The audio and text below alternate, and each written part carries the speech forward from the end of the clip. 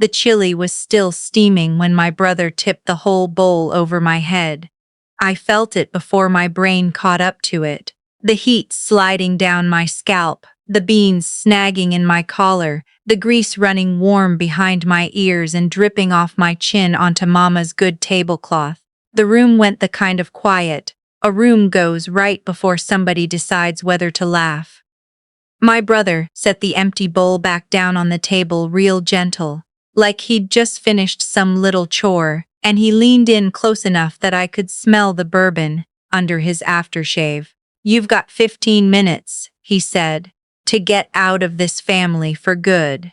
Down the table, my father found something fascinating about his own hands.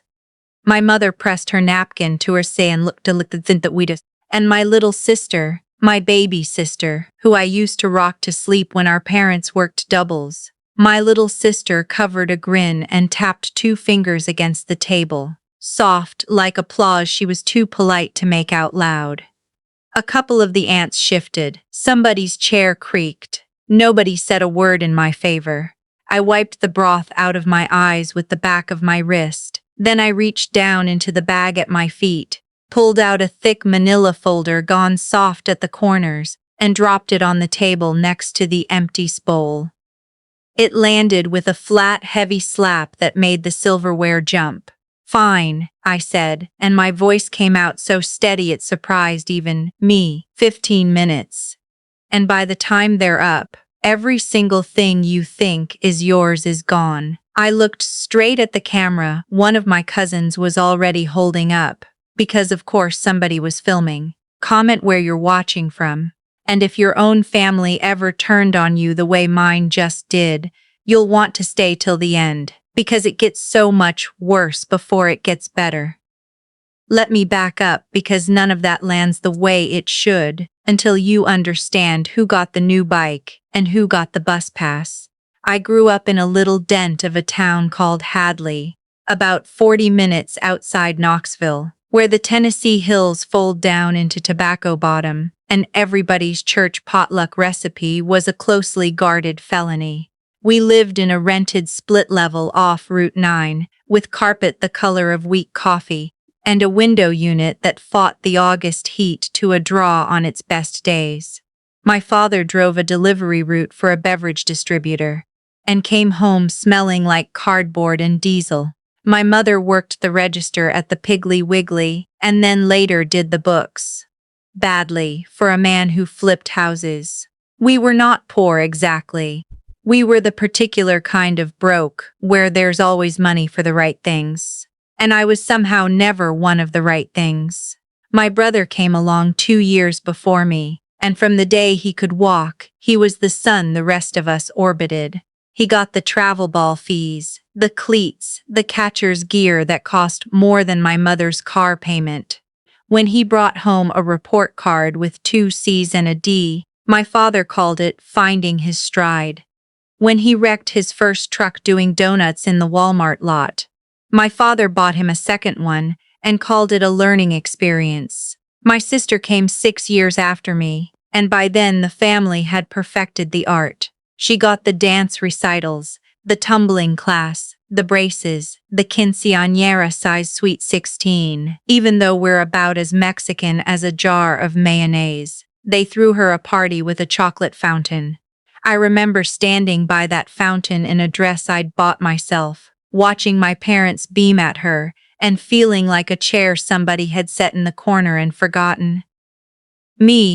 I was the smart one, and in my family the smart one was the one you didn't have to spend money on. I got told I'd figure it out. I got told the loans would be good practice for the real world. I worked the breakfast shift at a Waffle House, through high school and most of college, scraped my way through an accounting degree at the state school an hour away, and I sat for the CPA exam in a borrowed blazer with a hole in the lining. Nobody came to graduation. My brother had a softball tournament.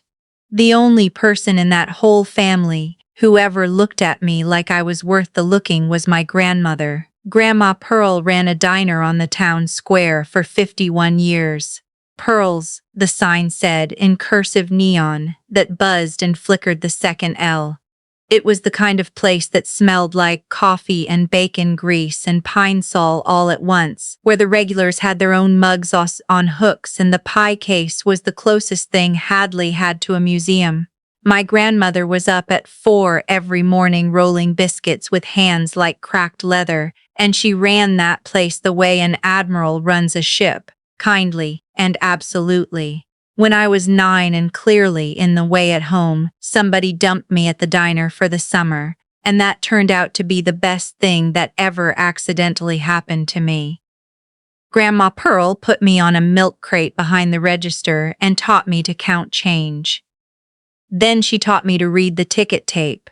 Then, when I was 12, she taught me to do the books, the real ones, in a green ledger she kept in a cigar box under the counter. She'd lick her thumb and turn the pages and say, "Baby, money don't lie, but people surely do," so she learned to read the money. I didn't know it then, but the woman was building me a spine and a career at the same time, one column of figures at a time. She never said an unkind word about my parents to me, not once. But she saw it. She'd cut me an extra slice of chess pie and slide it across the counter and say, "Some folks get loved easy. You're gonna get loved on purpose. That's the better kind. Even if it don't feel like it yet." I didn't understand that either. I do now. After college I left. I took a job in Atlanta with a firm that did forensic accounting, which is a fancy way of saying I get paid to find money that bad people have hidden. Embezzlement, fraud, cooked books, the works. I was good at it. Turns out a childhood spent learning to read a money trail under a diner counter is excellent training for catching grown men who think they're clever. I made senior associate by 28. I had a one-bedroom condo in Midtown, a 401A. I actually contributed to, and a standing Tuesday call with my grandmother, where she'd tell me about the regulars and I'd pretend my own family asked about me. They didn't, mostly. My brother managed the diner for Grandma the last few years, after her knees gave out and the doctor told her she couldn't be on her feet at 4 a.m. anymore. On paper it made sense. He lived in Hadley. He was between opportunities, which was the family term for unemployed. My grandmother gave him the keys and a manager's salary and a free apartment in the building she owned above the diner, and everybody patted themselves on the back for what a nice arrangement it was. I had a bad feeling about it from the start, but I was 400 miles away, and a bad feeling isn't evidence.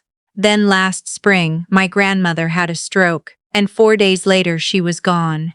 I drove up for the funeral in a daze. I sat in the back pew, because by the time I got the call, the family had already arranged the front rows among themselves, and there wasn't a seat saved for me. My brother gave the eulogy. He talked about stepping up and carrying on her legacy, and what this place means to our family. And people nodded, and afterward at the repast in the church basement, he stood by the deviled eggs, accepting condolences like a man receiving a coronation. My sister told an aunt, loud enough for me to hear, that she figured the diner would finally get a real renovation now. I drove back to Atlanta that night instead of staying. I cried on I-75 somewhere around Chattanooga, ugly and gulping, and then I wiped my face at a gas station and decided I was done crying over people who'd never once cried over me. What none of them knew, what I didn't even fully know yet, was that my grandmother had spent the last 2 years of her life very quietly putting her affairs in the hands of the one person she trusted to read the money. A week after the funeral, I got a call from a Mr. Doyle, an estate attorney with an office over the hardware store on the square. He asked if I could come up. He said it like it was a small thing. It was not a small thing. I sat across from him in a room that smelled like old paper and cherry pipe tobacco, and he slid a folder across the desk. The very folder, as it happens, that would later land in a bowl of chili. He told me my grandmother had set up a revocable living trust 3 years back. The kind of thing that lets your estate skip the whole circus of probate. He told me she'd amended it 18 months ago. And he told me that, as of her death, the successor trustee and sole beneficiary of the Pearl Trust, the diner, the building, the parking lot behind it, the rental apartment, the diner's bank accounts, and a brokerage account none of us had any idea existed, was me, not my brother who managed the place, not my parents, me. I asked him if there was some mistake. He smiled a tired old lawyer's smile and said the only mistake had been made by everybody who underestimated Pearl. Then he pointed to a paragraph near the back, Clause 7, and told me to read it carefully, because my grandmother had insisted on it personally. It was an in terrorem clause, a no-contest provision. Plain English, it said that if any family member challenged the trust in court, dragged it into litigation, tried to break it or contest the distribution, that person forfeited any claim they might otherwise have had, and would be on the hook for the trust's legal fees besides. She'd had it notarized and dated 3 months after her last birthday. The last birthday Mr. Doyle mentioned mildly that not a single one of her grandchildren had bothered to drive up for, except me. I'd called. I want to be honest about something here, because the comments on stories like this always get into it. And I've thought about it a lot since. If my family had just been decent, if they'd let me sit in the front pew, if my brother had said we'll figure this out together, if anyone had asked how I was holding up, I'd have shared it. I mean that. I sat in Mr. Doyle's office that day already half composing a plan to keep my brother on as manager, to set up an income split, to keep that diner in the family the way Grandma wanted. I am not by nature a vengeful person. I'm a person who reads the money. I had no intention of using any of it as a weapon. They made it a weapon. Every bit of what came next, they handed me themselves. Because here's the other thing Mr. Doyle told me, the thing that turned my stomach. My grandmother near the end had given my brother a durable power of attorney to help her pay bills when her hands got too shaky, and the brokerage account in the trust. The one with the real money in it, the nest egg she'd built nickel by nickel over 51 years of biscuits, was 60% lighter than it should have been. Mr. Doyle had flagged it but couldn't make heads or tails of the statements. He asked, almost apologetically, if forensic accounting was really what I did for a living. It was. So I took the box of statements home to Aunt Atlanta, and I spread them across my dining room table, and for 3 weekends I did the one thing I am better at than almost anyone alive. I read the money. What I found, I'll tell you plain, made me sick and then made me cold. Over 18 months my brother had used that power of attorney to move money out of my grandmother's accounts and into an LLC he'd set up, some consulting outfit with no clients, no invoices, no anything. He'd written checks to himself and forged her endorsement on the back. The signatures degraded month over month, exactly the way a stroke patient's would, which told me he'd been at it while she was already failing. He'd taken a home equity line against the diner building, the building that by then the trust already owned, which meant he'd encumbered an asset that wasn't his, and he'd burned through that too. 60 grand to a sports betting app, a jet ski, a second truck because of course, roughly $210,000 of my grandmother's life, gone into a hole shaped exactly like my brother. There's a name for what he did. It's not just embezzlement. In Tennessee, taking financial advantage of a vulnerable elderly person is its own crime, elder financial exploitation, and it carries the kind of penalties that don't care how good your softball swing used to be. I documented every dollar. I built a binder a federal prosecutor could read in his sleep. I sat with it for a week, and I prayed about it, and I decided I'd give him one chance to come clean and make it right before I did anything with it. Then my mother called, and, in a voice like she was inviting me to a tea party, told me the family was having a memorial supper at the house to talk about the diner's future, and that I should come because it concerns everybody. I should have known. But some stupid, hopeful kid still living inside me thought maybe. This was the part where they finally pulled out a chair for me. You already know how that supper started. Hot chili, my head, 15 minutes. So now we're caught up. Broth dripping off my chin, the folder slapping down on the table, the whole family staring. My brother laughed first. What's that supposed to be, your resume? Nobody's hiring, sis. My sister giggled. My father told me quietly that this wasn't the time. My mother said maybe I should go clean up and we'd discuss things calmly. Discuss. As if my brother hadn't just baptized me in dinner in front of 20 people. No, I said, we're going to discuss it right here since my brother was kind enough to make it public. Public insults get public answers. That's only fair. I opened the folder.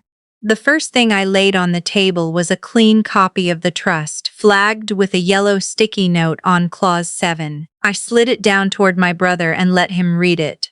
I watched his face do the thing a face does when the floor it's standing on turns out to be a trapdoor. The diner isn't yours, I said. It never was. Grandma put it in a trust 3 years ago. The building you live in isn't yours either. The accounts, the parking lot, the whole thing. It's in the trust. I tapped the sticky note, and there's exactly one beneficiary. My brother's eyes came up off the page. You, he said, like the word tasted bad. Me. The room made that low ocean sound a crowd makes. My father said, Pearl never told us. And I cut him off gentle as a scalpel. She never told you because you visited her twice in 2 years, Daddy. Because Mama sent a card at Christmas and called that a relationship. Because none of you drove 40 minutes for her last birthday. I looked at my sister. You wanted a renovation. You'll have to settle for a memory. My sister's grin had curdled into something ugly. She grabbed my brother's sleeve. Do something. Get a lawyer. This isn't legal. She manipulated an old woman. I almost laughed. I pointed at the sticky note. Read Clause 7 before you say the word lawyer again. If anybody in this family contests that trust, they forfeit anything they might have gotten and they pay the trust's legal fees out of pocket. Grandma added that herself, after y'all skipped her birthday. So by all means, hire a lawyer. It's the most expensive way I can think of to receive nothing. My brother threw the trust copy down. This is theft. She turned my own grandmother against me. I didn't have to, I said. And then I laid down the second thing. It was a single sheet, a summary page off the top of the binder, with the LLC's name and a number on it in 48-point font. 211,406 hours. Underneath, in smaller type, the bullet points. Checks written from Grandma's accounts to a consulting company with no clients. Her endorsement forged on the back, and a forensic note that the signatures deteriorated consistent with documented stroke progression. A home equity line drawn against a building the borrower did not own. The destinations of the funds itemized. I'd even included the screenshots from the betting app's public leaderboard, where my brother, the genius, had used his actual first name. I watched him read it. I watched the bourbon go out of his face all at once and leave it gray. That's elder financial exploitation, I said, and I kept my voice as flat as a ledger line. It's a felony in this state. It's also bank fraud, because of the forged endorsements, which makes it federal. I built this file the way I build every file, to be handed to a prosecutor. The Tennessee Bureau of Investigation has an elder abuse unit. Adult Protective Services already has the death certificate. All this is waiting on is one phone call. I let that sit. I haven't made it yet. I wanted to look you in the eye first. My brother shot up out of his chair so fast it tipped over. You can't prove a damn thing. I already proved all of it. That's the whole document. You're holding it. My mother was crying now, the performative kind, both hands over her mouth. My father had gone very still. My sister had her phone out, frantically thumbing, looking up. I'd bet money. Whether forged signatures could really send a person to prison. They can. The answer she was looking for is yes. I wasn't done. I laid down the third thing. This was the one I'd gone back and forth on the whole drive up. It was a stapled packet, 8 pages, bank letterhead on top. While I'd been reading the money, I'd found the home equity line my brother had taken against the diner building, and I'd found that he'd defaulted on it months ago, that the credit union was already circling, that the note was about to go to collections at a steep discount. So I'd done something. As the trustee, as the actual owner of the building he'd borrowed against. I had standing the credit union was thrilled to deal with. I'd negotiated. I'd bought the note. This apartment you live in. Above the diners, I said. You stopped paying the mortgage you weren't even allowed to take out. The credit union was going to foreclose. So I bought the note. I slid the packet across. Which means I'm your lender now, and your landlord. And as of last Tuesday, since you've made no payments and you have no legal interest in a building, the trust owns free and clear. The eviction notice and the foreclosure on your debt are both filed at the courthouse. You can drive down and read them Monday morning. The diner stays open. You don't. My brother made a sound I'd never heard a grown man make. He grabbed the 8 pages and tore them down the middle and flung the halves at me, and they fluttered down into the chili-stained tablecloth like the world's saddest confetti. I'll kill you, he said. He said it in front of 20 people. That was when the doorbell rang. It was 2 sheriff's deputies and a sergeant. A neighbor, it turned out, had heard the screaming through an open window and called in a welfare check. The timing was so perfect I almost felt the hand of my grandmother in it. The sergeant looked at me, chili crusting in my hair, broth down my blouse, and then at my brother, clean as a Sunday shirt, fists still clenched, and he asked what was going on here. My brother jabbed a finger at me. She attacked me. She came in here and threatened my whole family. The sergeant looked at the empty bowl. He looked at me. He looked at the dozen phones that had been recording. Sir, he said slowly, you want to think real hard about your next sentence. My sister was crying for real now, the mascara finally giving up. We're going to lose everything, she said, to no one, to the room. By Friday, I confirmed. The deputies didn't arrest anybody that night. They didn't have to. They took down what they needed. They advised my brother to find somewhere else to sleep. They handed me a card and told me to call the number on it Monday. They meant the elder abuse unit. The sergeant had recognized the binder for what it was the second he saw the words forensic summary, and they left. My father helped my mother up off her chair.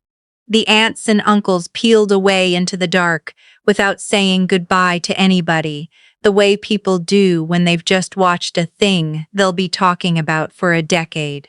My brother kicked a hole in the drywall by the door on his way out into the yard, and then he just stood there in the grass with his hands on his head, and nobody followed him. I zipped up my bag. I left the torn-up packet right where it was, and I drove back to Atlanta with chili in my hair and the windows down, and somewhere around Chattanooga, in the exact spot I'd cried on the way home from the funeral, I started laughing instead. Here's how it shook out, the part the family never tells. I made the phone call Monday morning. The TBI's elder abuse unit took the file, and a forensic file built by an actual forensic accountant is a prosecutor's dream. My brother pled out eventually rather than risk a jury. 18 months, plus a restitution order he'll be paying off until he's an old man, plus a felony record that follows you onto every job application in America. He moved into a rented room out by the interstate, the kind with a shared bathroom and a hot plate, because the building he used to live in for free was mine, and I am not, it turns out, a sentimental landlord. My sister, who had spent her whole life believing the family money would always be there to catch her, learned it would not. There was no diner to renovate. No inheritance to draw down, no soft place to land. She'd dropped out of her second attempt at a community college degree to plan the diner's future.